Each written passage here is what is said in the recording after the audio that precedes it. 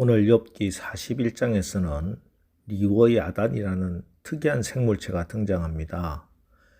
이 리워야단의 모습이 12절부터 33절에 자세히 묘사되는데 그 힘과 기세가 무시무시합니다. 크기는 엄청나게 크고 모양은 또 꾸불꾸불한 뱀 같은 모양이고, 그래서 나타나기만 하면 사람들을 재앙으로 몰아가는 아주 무시무시한 괴물로 알려져 있습니다. 오늘 하나님께서는 이 리워야단은 사람들이 절대로 길들일 수 없는 생명체로 소개하고 있습니다. 1절, 네가 낚시로 리워야단을 끌어낼 수 있겠느냐? 노끈으로 그 혀를 맬 수 있겠느냐? 그러면서 너희들이 이것을 만질 수나 있겠느냐? 길들일 수 있겠느냐? 잡을 수 있겠느냐? 계속 하나님 말씀하십니다. 7절과 8절입니다.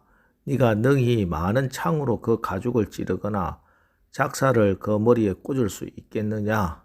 내 손을 그것에게 얹어보라. 다시는 싸울 생각을 못하리라. 사람들은 그 누구도 감히 이 생명체와 싸울 엄두도 내지 못한다 하는 말씀입니다. 자, 그런데 이 리워야단이 누구의 지배를 받고 있습니까? 하나님의 지배를 받고 있다는 것입니다. 시편에 보면은 리워야단에 대해서 하나님께서 또 다른 말씀을 하고 계신데, 시편 74편 14절, 리워야단의 머리를 부수시고 그것을 사막에 사는 자에게 음식물로 주셨으며, 하나님께서 리워야단의 머리를 부수어서 사막에 사는 자에게 먹이로 던져주신다 하는 것입니다. 아무리 리워야단이라고 해도 하나님의 피조물이기 때문에 하나님이 이것을 살리기도 하시고 죽이기도 하시고 머리를 부수기도 하시고 그 몸을 잘게 찢어 쪼개기도 하시는 것이죠. 아무리 리워야단이라고 해도 하나님의 능력 안에 있고 하나님의 통치와 지배를 거부할 수는 없는 것입니다.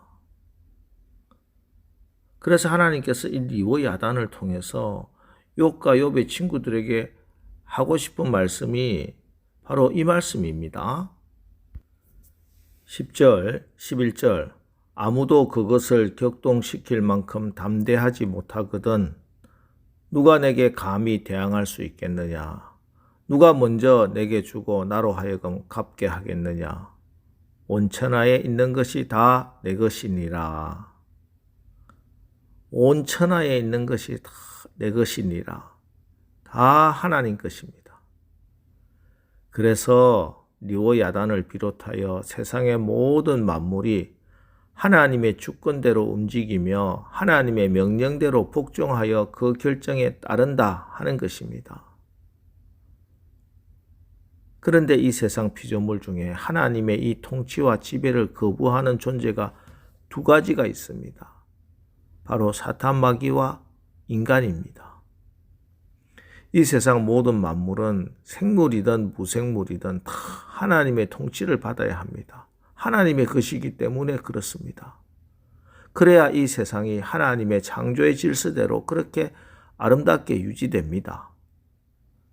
자, 그런데 사단 마귀는 그렇다 치더라도 우리 인간이, 심지어 예수 믿는다는 우리조차 전적으로 하나님의 통치받기를 거부합니다. 그래서 우리의 삶에 하나님의 축복이 없는 거예요.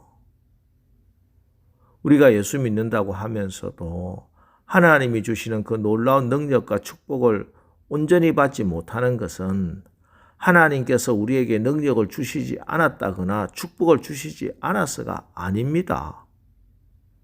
우리가 하나님의 온전한 통치를 거부하기 때문입니다. 우리는 하나님의 통치보다 세상의 통치를 더 받고 싶어 합니다. 하나님, 나를 완전히 통치해 주세요 라는 고백을 두려워하고 부담스러워합니다. 전에 청소년 사역을 했던 시절에 어떤 중직자가 고등부 활동을 열심히 하는 자녀에게 너무 교회에 오래 있지 마라, 너무 교회에 빠지지 마라 하고 말하는 것을 들었습니다. 은연중에 우리는 하나님이 나를 완전히 지배하시면 큰일 날 것 같은 그런 두려움과 부담감이 있습니다. 하나님의 온전한 지배를 받고 성령에게 사로잡혀 사는 사람들의 삶을 보면은 이런 걱정들이 어느 정도는 사실임이 분명합니다. 어떤 사람은 성령에 사로잡힌 후 잘나가던 세상의 직업을 버리고 오지에 선교사로 가거나 혹은 도시 빈민을 위해서 헌신하고 있습니다. 또 어떤 사람은 성령을 체험하고 자신의 전 재산을 헌납하여 거룩한 일을 위해 헌신하고 있습니다. 어떤 사람은 성령의 인도하심에 이끌려 절대로 용서해서는 안 되는 꼴도 보기 싫은 사람을 만나서 화해합니다. 이런 예를 들자면 한이 없지요. 맞습니다. 정말 성령을 만나고 성령의 붙들림을 받아서 하나님의 온전한 지배를 받으면은 우리에게 어떤 일이 일어날지 모릅니다. 전혀 계획하지 않은 방향으로. 그전에는 의도적으로 회피하려고 외면해온 그 일을 해야 할지도 모릅니다. 그런데 여러분, 우리가 분명히 알아야 하는 사실이 있습니다. 우리가 하나님의 온전한 지배를 받음으로 인해 일어날 변화에 대해서 우리가 이렇게 두려워하는 이유는 아직 하나님께 온전히 사로잡히지 않았기 때문이다 하는 사실입니다. 하나님께 사로잡혀 본 적이 없는 사람에게는 골프와 여행과 식도락으로 즐기는 노년보다 어렵고 힘든 사람들을 위해 일하며 보내는 노년이 더 나아 보일 리가 없습니다. 하지만 그렇게 사는 사람들에게 물어보시기 바랍니다. 그분들은 골프와 여행과 식도락으로 보내는 소위 골드 리타이어먼트, 편안하고 안락한 은퇴 생활보다 봉사와 헌신으로 보내는 홀리 리타이어먼트, 거룩한 은퇴 생활이 훨씬 더 행복하다고 말합니다.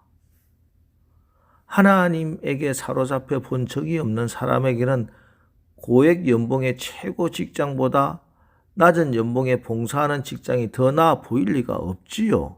하지만 하나님의 인도하심을 따라 그런 선택을 한 사람들은 자기가 포기한 고액의 연봉에 아무런 미련을 가지지 않습니다. 자기의 선택에 대해 털 것만큼 후회도 없습니다. 그러므로 하나님의 통치에 대해 가지는 이런 두려움은 끝내 하나님의 통치를 회피해 가면서 우리의 인생을 험악하게 소진해 버리도록 만들려는 악한 영의 속임수입니다.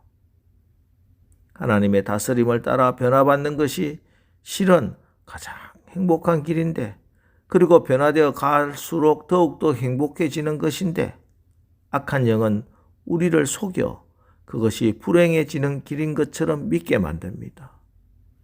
이 속임수를 간파해야 합니다. 우리가 자동차를 사서 그 차를 가장 효과적으로 또 오래 멋지게 완전하게 사용하는 방법은 그 차를 설계한 설계자가 의도한 대로, 즉 사용 설명서에 적혀 있는 그대로 사용하는 것이죠. 우리 인생도 마찬가지입니다. 우리가 가장 행복할 수 있는 길은 나를 계획하시고 창조하신 하나님이 나를 향해서 설계하신 그 의도대로 하나님의 통치를 받아서 내 인생을 살 때입니다. 그것을 성경에서는 형통한 삶이다 이렇게 말씀합니다. 나보다 나를 더 잘 아시는 분이 계십니다. 나를 나보다 더 사랑하시는 분이 계십니다. 나의 지혜와는 비교할 수도 없이 지혜로운 분이십니다. 그분이 나를 계획하시고 나를 이 땅에 보내셨습니다. 그분의 손에 붙들리는 것이 가장 행복합니다. 온 천하에 있는 것이 다 하나님의 것이기 때문입니다. 여러분, 하나님의 지배를 기쁨으로 받으십시오. 하나님의 지배를 기쁨으로 받으면 사단의 세력을 꺾고 이제는 하나님이 다스려 주시는 것입니다. 하나님이 하나님 노릇해 주시는 것입니다. 이것이 예수의 하나님 나라요, 이것이 복음입니다. 자, 오늘 하루 이 하나님이 통치하시는 하나님 나라가 여러분의 삶의 한가운데 여러분 가정에 임하시기를 주님의 이름으로 축원합니다. 기도하겠습니다. 하나님, 이 세상 모든 만물이 다 하나님의 것입니다. 그래서 만물이 주에게서 나오고 주로 말미암고 주에게로 돌아갑니다. 하나님이 창조하시고 하나님께서 다스리시고 하나님이 심판하십니다. 오늘 이 새벽에 더 이상 세상의 지배, 세상의 통치를 받기를 거부하고 하나님의 온전한 다스림을 받는 형통한 삶을 살기로 결단합니다. 이제는 죄와 사망의 법이 우리에게는 무효임을 선포하고 생명의 성령의 법의 지배를 받겠습니다. 하나님의 통치와 하나님의 지배가, 하나님의 능력이, 하나님 나라가 어떤 곳인지 우리가 보고 듣고 체험하여 증거하게 역사하여 주옵소서. 예수님의 이름으로 기도합니다. 아멘. 자, 이제 주여 오늘 하루도 우리가 하나님의 통치를 온전히 받는 하나님 나라를 사는 복된 날 되게 하옵소서. 오늘 말씀을 붙들고 우리 합심해서 기도하고 나가겠습니다. 우리 기도하겠습니다.